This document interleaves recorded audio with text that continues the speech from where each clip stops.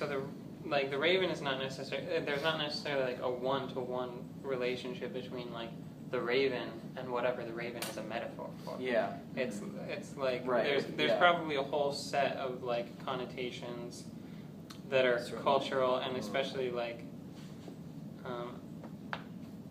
like kind of cultural connotations and connotations if you live around this bird that you would understand.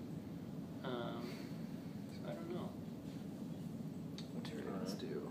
I guess they scavenge. I don't know. Scavenge. They do.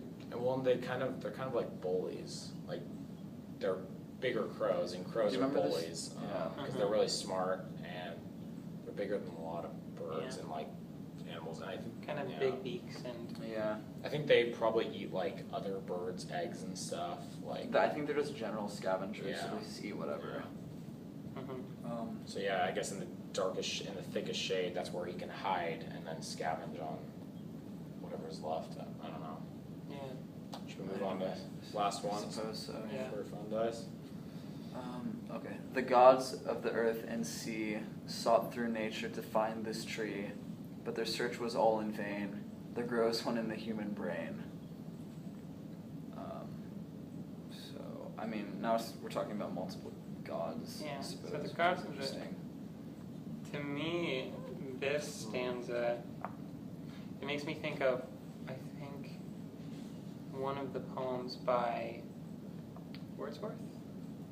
There's one of the poems in Wordsworth, he says, it kind of wraps up like, oh, I wish I was kind of like this heathen so that I could look out on the ocean and see like Poseidon rearing up out of the water or something like that, because they're, at least in these like pagan religions, there's like a divine quality in nature. And so I think that's what it's talking about when it talks about the gods of the earth and sea are pagan gods. Yeah. And this tree is the tree of mystery, right? Yeah. So they're searching. Yeah. What does that mean? So the pagan gods tried to use nature rather than the human image, right? Okay. So, like, you're not the human body, but the surroundings, like the divine nature, rather than the divine human form. Sought through nature to find this tree. Yeah, and I think they're that trying to find the dark, rotting mystery that, kind of like you said, that they're trying to get rid of it or find it, or I don't know. Yeah, I assumed it means like those pagan gods didn't like. Well, because I think the thesis of this poem seems to be about the way that institutional religions control people through mystery, through these things. So maybe he's saying those religions weren't as successful in, taking people's freedom from them, essentially, if that makes sense. Do you think that was their goal? Like, I don't know.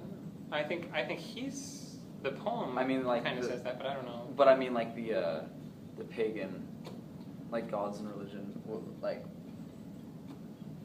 would that have also been their goal? I suppose if the tree is maybe they're like, for what purpose are they trying to find the tree? Is that what you mean? Yeah, I suppose. Yeah. Maybe because it's just a mystery and they don't want to figure out all the mysteries. Yeah, I don't know. There grows one in the human brain. That line really confuses me.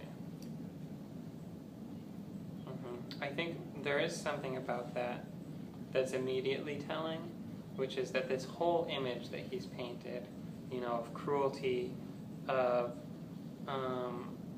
like what Kimber called this ecosystem that we see. This isn't like a literal ecosystem out here. This is like something in here. Yeah, right? Actually, maybe it means that there's a mystery within every person, like a mystery plant growing inside every person's brain. So it's like Right, exactly. So Yeah. like what, and to me, I would just, because I'm kind of following that thing I said earlier, maybe I shouldn't do that, but I'm doing it. But I'm doing it. It's like the capacity to control, essentially. Like you don't need any external stuff because we're programmed Right, okay. to be controlled. I mean, I think or like that. we have the tools to control others with our Yeah. own like artifice, like our own Yes. guile. That was a good word. Um, I feel, that would seem to fit, I think. yeah. I feel like there's so much more, but like, I don't know. Yeah. Yeah, the last few lines or stanzas were pretty confusing. The last three. Yeah, are messed up. definitely.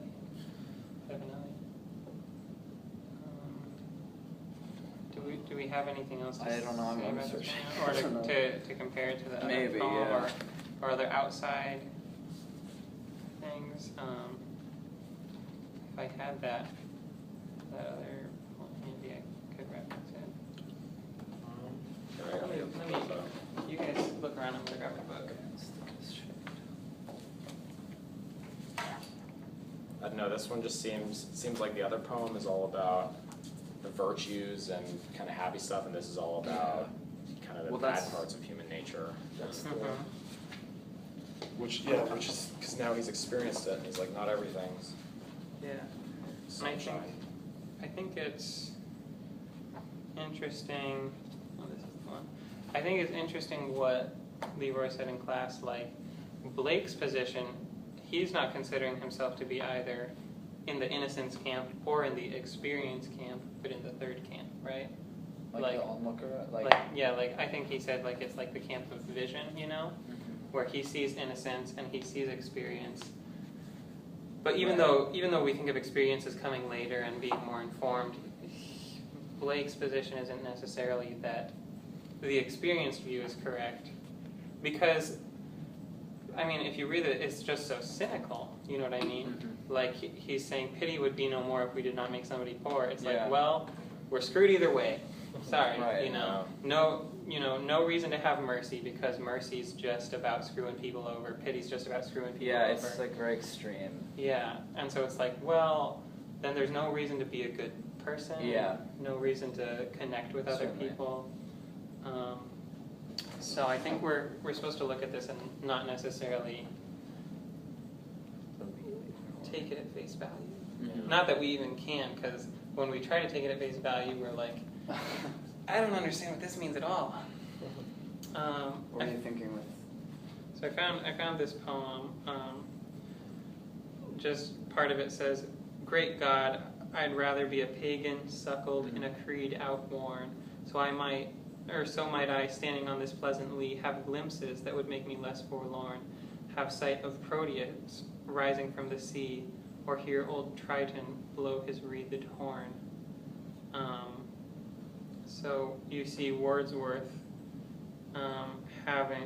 pining for the pagan world, because I think he has a sense that there's more freedom to it, more meaning in it as Right. well. Yeah, definitely.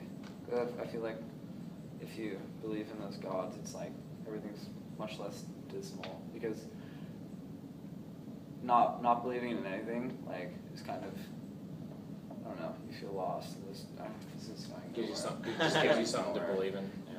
Right. Well, yeah. I don't know. But you can look out on the ocean and see something and be completely amazed by it. 'Cause yeah. it's that must be That's true. Yeah.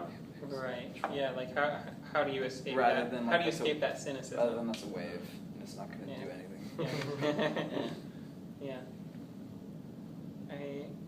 I'm sure there's more to say. Yeah, I don't think I'm going to be able to find Yeah, I it don't as of right now. So Good job. cool.